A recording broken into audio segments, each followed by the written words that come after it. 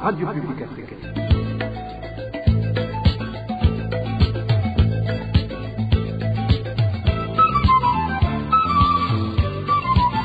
Radio Publique Africaine. Nous sommes dimanche 18 mai 2025. Bonjour et bienvenue amis fidèles de la RPA à ce journal dont voici les principaux titres. Un homme de 70 ans travaillant comme veilleur au quartier Swahili dans la ville de Muyinga a été retrouvé mort sur le lieu de son travail le matin de ce samedi. La cause de sa mort, c'est tout de suite. Et la majorité des membres des partis de l'opposition dans la nouvelle province de Burunga n'ont pas eu leur carte d'électeur. Ils dénoncent une fraude électorale déjà en cours. Ça, voilà pour le sommaire. Bien bonsoir mesdames et messieurs, tout de suite le développement. Ouvrons ce journal par la page politique. Grogne chez les membres des partis de l'opposition de la nouvelle province de Burunga, se plaignant que seuls les membres du parti au pouvoir CNDD-FDD ont eu les cartes d'électeurs. Ces membres des partis de l'opposition indiquent qu'il est clair que la préparation de la fraude électorale par le parti au pouvoir est en cours. Danny Claire et la Toumva nous fait le point. Ces habitants non affiliés au Parti de l'Aigle annoncent que tout a commencé depuis l'enrôlement et désignation des membres des bureaux de vote. Si vous n'êtes pas du CNDD-FDD, vous êtes automatiquement exclu. Ils ne comprennent pas pourquoi ceux qui n'ont pas eu leur carte d'électeur sont ceux des partis de l'opposition, raconte notre source.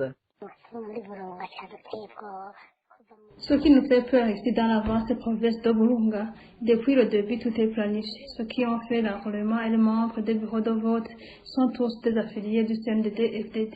L'année passée, ils ont fait un recensement des membres du parti CNDD-FDD dans chaque sous-colline. Alors, les bureaux de vote sont disponibilisés suivant le nombre total de CNDD-FDD recensés. Aujourd'hui, tous les membres du parti CNDD-FDD ont eu leur carte d'électeur.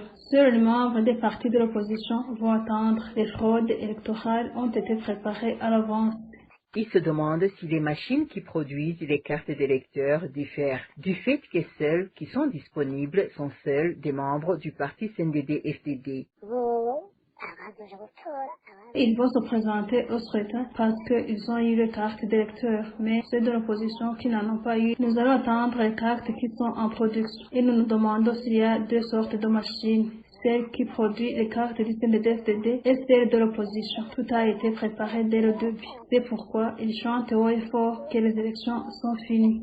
Ces irrégularités s'ajoutent sur d'autres qui se sont manifestées dans différentes localités lors de la distribution des cartes d'électeurs, entre autres ceux qui n'ont pas eu leur carte et d'autres à qui on a demandé de les vendre. Merci à toi, Danny Claire. Il la trouve. Les prochaines élections pourraient être les dernières que le parti CNDD-FDD remporte par magouille et fraude, puisque le peuple burundais en a marre. Propos de Léonce Ngendakumana, ancien président de la Chambre basse du Parlement. Ce dernier réagit par rapport à l'opération d'acheter les cartes d'électeurs des citoyens effectuée par les adeptes du parti CNDD-FDD en profitant de la pauvreté qui gangrène la population burundaise. Suivez plutôt Léonce Ngendakumana. La tentative de fraude électorale pour le parti CNDD-FDD ne date pas d'aujourd'hui. Disons même, il date d'avant même d'arriver au pouvoir en 2005. Souvenez-vous des mots qu'ils utilisaient, comme quoi ces citoyens, même si on volait leur voix,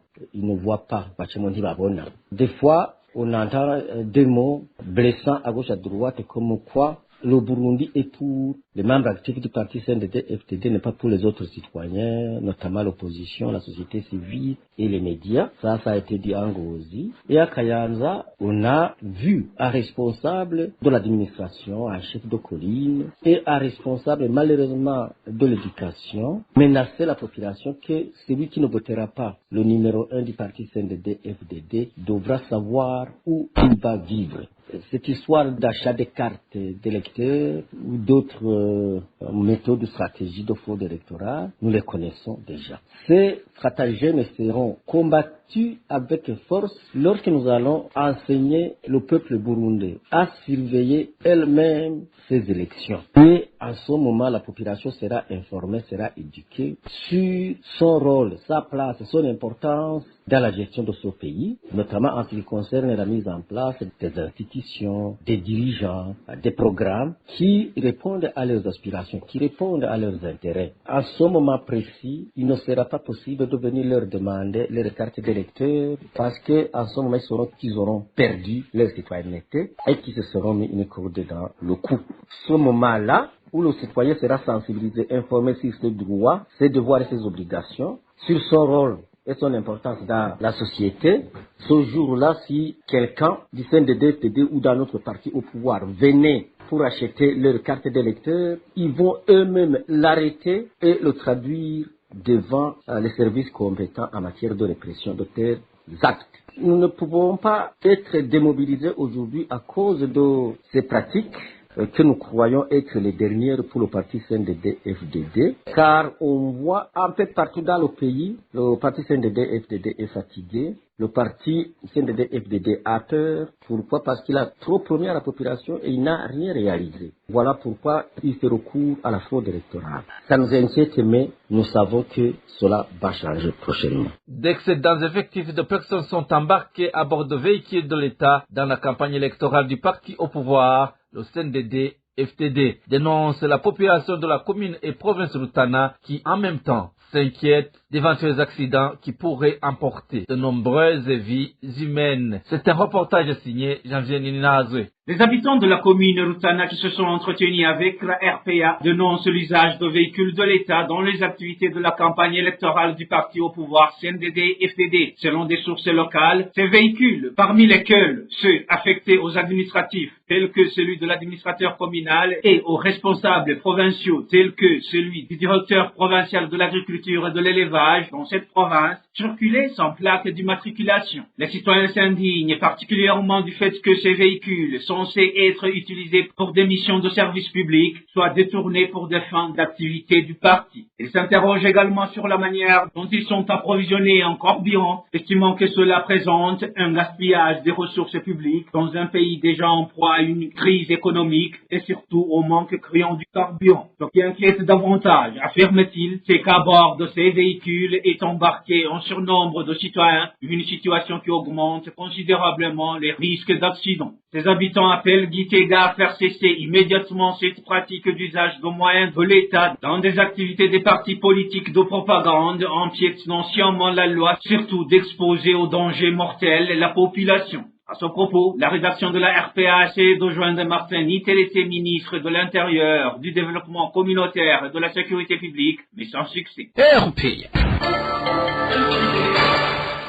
Je vous le disais en titre, un septuagénaire qui exerçait le métier de veilleur au quartier Swahili dans la ville de Muyinga, en province de Muyinga, a été retrouvé mort dans la matinée de ce samedi sur le lieu de son travail. Les habitants de la ville de Muyinga indiquent qu'il aurait été tué par étranglement, mais bizarrement, les autorités locales affirment qu'il est mort des suites d'une maladie qu'il avait depuis longtemps. Les détails avec Elvis Liamungere. Ce vieillard dont son nom n'est pas encore connu, son corps a été découvert le matin de ce samedi à Gakashi, au quartier Swahili, tout près du secrétariat anglo où il était sentinelle. Les habitants de la ville de Muyinga déplorent que les autorités sécuritaires ont aussitôt donné l'ordre d'enterrer le corps à l'avant-vite sans toutefois faire une enquête pour découvrir les raisons derrière la mort de cet homme, indique que cet habitat qui était sur le lieu. Il essayait de dépêcher l'autorité de la police dite de corps et il n'était pas alors question de demander quoi que ce soit. C'est ainsi qu'on l'a enterré à la va-vite. Ils ont argumenté dans le rapport qu'il est mort des suites d'une maladie. Les autres habitants qui se sont entretenus avec la RPA affirment que ce vieillard revenait au travail étant en bonne santé, par conséquent qu'il n'a pas succombé d'aucune maladie contrairement aux propos des autorités locales. Il précise plutôt que le corps présentait des signes d'étranglement. Il n'était pas du tout malade. Il s'est présenté au service en bonne santé. Mais le matin, on l'a retrouvé décédé. Ceux qui ont vu le corps affirment qu'il a été étranglé. Les habitants de la ville de Muyinga demandent aux autorités habilitées de s'atteler davantage à la sécurité de leur sujet. Ils en ajoutent une requête d'investigation préalable avant inhumation de toutes les victimes de crimes afin d'éviter d'éventuelles confusions. Merci à toi, Elvis Nyongongere. Les habitants de la commune Nega, province Kirundo, sont inquiétés par une criminalité grandissante visant à abattre les vaches et la destruction méchante des champs d'autrui par des malfaiteurs malfaiteurs qui n'ont pas encore été identifiés. Ces habitants demandent que la sécurité soit renforcée pour empêcher que ces crimes ne continuent. Emmanuel Ndaishimiye revient sur ces crimes. Il s'agit de la colline Sousa, zone Morongolira, commune Nega de la province Kirundo, où s'observent ces crimes, à savoir le fait d'abattre les vaches et la destruction méchante des champs. Ces citoyens de la commune Nega indiquent que ces criminels ne sont pas encore identifiés et le motif qui le pousse à commettre ces crimes. Sur cette colline de Sousa, 9 vaches ont été abattues depuis l'année 2024. Ceux qui abattent ces vaches sur cette colline ne sont pas encore connus et nous ne savons pas les motifs qui les poussent à tuer ces vaches. La nuit de vendredi à samedi dernier, une vache a été abattue. Les bétails sont en danger parce que cette vache qui a été tuée est la neigée, même les champs de patates douces et de maïs sont parfois détruits. Le chef de colline Sousa a tenu une réunion sur cette colline pour demander aux habitants de cette colline de vivre en garantissant la paix des uns et des autres. Mais ce qui a choqué ces habitants est dans la nuit du même jour, une autre vache a été abattue. Cette vache a été abattue alors que le chef de colline avait tenu une réunion dans la journée à l'intention des habitants de cette colline où il est demandé de trouver un moyen pour cohabiter paisiblement, de ne jamais tuer une personne, se venger ou même abattre le bétail. À propos de ces lamentations des habitants de la commune Nega, nous n'avons pas pu joindre Pierre Claver Mbanzabugabo, administrateur de la commune Nega, pour recueillir sa réaction. Emmanuel Ndaishimiye, des habitants du quartier Kizingo de la zone Kanyosha, mairie de Bujumbura, s'inquiètent de la montée des cas de vol opérés ces derniers jours. Durant les heures de la nuit, les habitants accusent les Imbonerakure d'être derrière ces cas de vol. Bartazar Mivulo nous en dit plus. Des habitants du quartier Kizingwe de la zone Kanyosha sont la marque du comportement des Imbonerakure de cette localité qui commettent ces derniers temps de vol. Ces pratiques des Imbonerakure sont opérées durant les heures de la nuit, témoignent d'un des habitants de cette localité.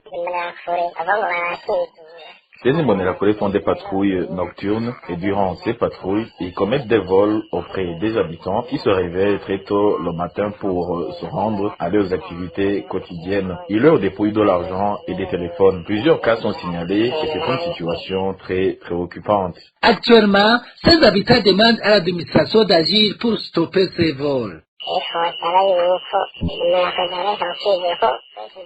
Nous demandons avec insistance que ces Imbonerakure arrêtent ces patrouilles nocturnes car c'est à travers ces dernières qu'ils commettent des vols. La rédaction de la RPA n'a pas réussi à s'entretenir avec les autorités administratives et sécuritaires de la zone de Kanyosha pour recueillir leurs réactions. Et en page réfugiés, les questions qui sont en train d'être posées aux réfugiés burundais résidant dans les camps de Nduta et Nyarugusu en Tanzanie, portant sur leur refus de retourner au pays, inquiètent non seulement les réfugiés, mais aussi l'association qui milite pour les droits des réfugiés, CDH Vicar. Cette association juge que c'est un nouveau moyen que le gouvernement tanzanien a choisi pour continuer sa mission de faire rentrer de force ces réfugiés. Elle demande aux organisations internationales et la communauté internationale de suivre de près la situation des réfugiés burundais en Tanzanie. Suivez Jean Bosco Zizigiro, il est le porte-parole de la CDH Vicar. Au CDH Vicar, nous sommes très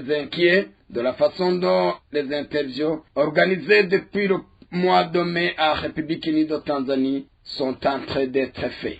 Selon les informations que nous détenons, les réfugiés qui ont été interviewés nous informent que, sous le thème central, pourquoi est-ce que vous ne retournez pas dans votre pays, les autres petites questions sont des questions simples. Mais ce n'est pas seulement ça. Plutôt, ces réfugiés ont la peur que ce qui est dit comme interview risque de retourner comme rapatriement forcé des réfugiés organisés par les deux gouvernements, burundais et tanzaniens. Parce que, selon les mêmes informations, les réfugiés n'ont pas droit d'être informés ou de lire la copie de ce qu'ils ont échangé avec les agents des interviews et les réfugiés. Ils n'ont même pas droit à cette copie. Ils sont seulement obligés de signer ou de rentrer forcément dans leur pays natal après avoir échangé avec ces agents. Alors, selon la CDH-Vicar, nous demandons à toutes les organisations de défenseurs des droits de l'homme, nous demandons à l'EAC, nous demandons au HCR, nous demandons à l'ONU de suivre de près ce genre d'intervention pour que nous ne tombions pas dans un piège de ces deux pays de continuer le rapatriement forcé, mais sous une casquette du retour volontaire. Mais aussi, nous signalons que nous sommes en train de suivre de près ce qui est dit comme interview et ce qui est fait sur le terrain selon plusieurs manigances, soi-disant qu'ils sont en train de questionner ou d'interviewer les réfugiés volontairement. C'est ce reportage que nous clôturons ce journal en français de ce vendredi 12 mai 2025. Merci pour votre aimable écoute. Merci également aux équipes rédactionnelles et techniques pour leur franche et parfaite collaboration. À la présentation de ce journal, vous étiez avec Clovis Nozima. Passez de bons moments chez vous. Au revoir.